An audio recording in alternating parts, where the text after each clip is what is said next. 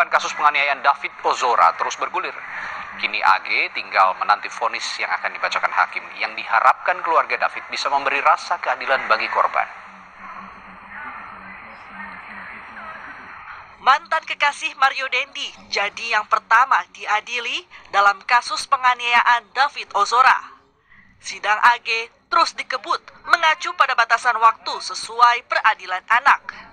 Setelah menjalani sidang tuntutan dan menyampaikan pembelaan, AG akan menghadapi sidang vonis kasus penganiayaan terhadap David Ozora Senin pekan depan, 10 April 2023. Sesuai aturan peradilan anak, pembacaan vonis dilakukan terbuka, namun anak AG tak wajib hadir di persidangan. Minggu yang lalu, tiap hari lakukan persidangan dan kemarin diakhiri dengan pemeriksaan seluruh saksi-saksi baik yang dihadirkan oleh penuntut umum. Pasal 61 Undang-Undang SPPA itu jelas bahwa sidang yang terbuka itu untuk perkara pidana hanya saat pembacaan putusan. Dalam kasus ini, anak AG punya peran penting sebagai pemicu emosi Mario Dendi yang berujung David dianiaya. Di rekonstruksi terungkap, kekasih Mario Dendi ini diduga berperan memancing David untuk bertemu dengan dalih ingin mengembalikan kartu pelajar. Dan saat aksi keji dilakukan, terungkap AG turut merekam penganiayaan dengan menggunakan telepon genggam milik Mario. Yang lebih mirisnya lagi, saat rekonstruksi terlihat ada upaya pembiaran yang dilakukan AG dengan tidak berupaya menghalangi Mario menganiaya David. Dalam persidangan AG, dua tersangka Mario Dendi dan Shane Lucas saling bantah saat mengungkap kejadian penganiayaan David. Tapi ada beberapa hal yang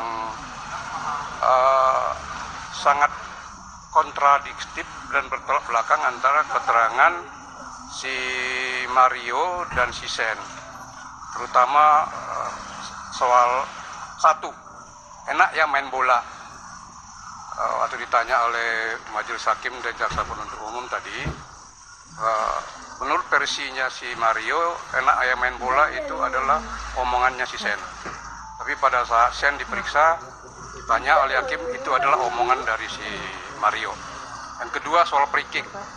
Soal free kick juga, Mario mengatakan itu adalah si Shane yang mengatakan itu. Dan si Shane pada saat ditanya oleh hakim, yang mengatakan itu adalah si Mario. Sementara itu, di hadapan hakim, mantan kekasih Mario Dendi, Anastasia Pretia Amanda, dihadirkan secara bergantian dengan saksi lainnya membantah disebut sebagai pembisik awal Mario Dendi hingga memicu penganiayaan terhadap David Ozora. Dalam sidang, jaksa telah menghadirkan 10 saksi dan 3 ahli. Sementara penasihat hukum AG menghadirkan 2 saksi meringankan dan 2 ahli. Kini, AG tinggal menanti vonis yang akan dibacakan hakim yang diharapkan keluarga David memberi rasa keadilan. Akibat perbuatan para pelaku, kini David didiagnosis dokter mengalami diffuse axonal injury atau cedera traumatis pada otak. David ini mengalami diffuse axonal injury stage 2. Penyebabnya adalah trauma keras yang menyebabkan otaknya berputar dan syaraf-syarafnya putus semua. Serangkaian terapi terus dijalani David untuk mengembalikan kesadaran kognitif otak dan motoriknya. Namun, dokter belum bisa memastikan kapan David bisa kembali bersekolah. Tim Liputan Kompas TV. Masih ada kaitannya dengan kasus ini. Selebritas Raffi Ahmad akhirnya buka suara setelah namanya dikait-kaitkan dengan artis berinisial R yang terlibat dalam kasus pencucian uang Rafael Alun Trisambodo yang juga ayah Mario Dandi. Raffi menegaskan tidak mengenal ayah Mario Dandi itu. Meski demikian, Raffi tidak menampik menantu Rafael adalah pegawainya.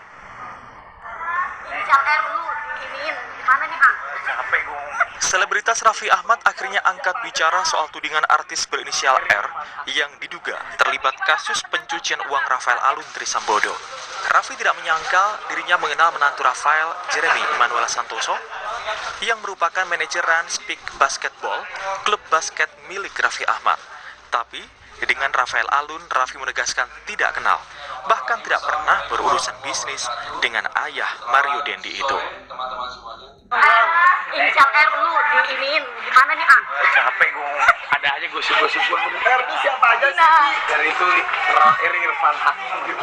Tapi gimana ah menanggapinya ah? Lu kaget atau gimana nih? Udah biasa gue digosipin, biasa sama ngetop aja gue. Tapi kenal nggak sih ah sama menantunya Pak? Ya kalau menantunya Jeremy memang kerja di aku sebagai tapi aku nggak kenal sama Om Rafaelnya, aku nggak kenal dan aku nggak pernah ada bisnis. Kok bisa ke lu gitu, kenapa ya? Ya itulah namanya manusia ya, makanya aduh. Tapi aku di bulan Syawal ini santai aja. Sebelumnya KPK menegaskan akan memeriksa artis dengan inisial R yang dilaporkan Indonesia Audit Watch. Artis R dan Rafael diduga terhubung dengan bisnis yang disebut-sebut bernilai miliaran rupiah. Adapun mengenai adanya laporan masyarakat terkait dugaan artis berinisial R yang turut serta dalam perkara ini, sejauh ini kami masih melakukan pengecekan karena kami juga tidak tahu siapa artis dengan inisial R dimaksud. Sementara itu Rafael Alun sendiri mengaku tidak mengetahui siapa artis berinisial R yang dimaksud. Rafael bahkan menyebut dirinya tidak kenal dan tidak memiliki koneksi dengan satupun selebritas tanah air. Malah mikir inisial R itu Rafael ya. Tapi karena memang saya nggak kenal dengan artis satupun. Saya nggak punya koneksi dengan artis manapun. Jadi silahkan disikapi artis itu siapa, karena saya sendiri tidak pernah mengenal artis. KPK telah menetapkan mantan Dijen Pajak Rafael Alun Trisambodo sebagai tersangka gratifikasi. Uang gratifikasi yang diterima Rafael diduga mencapai puluhan miliar rupiah selama 12 tahun berkarir. Tim Liputan, Kompas Terima TV. kasih. Wassalam.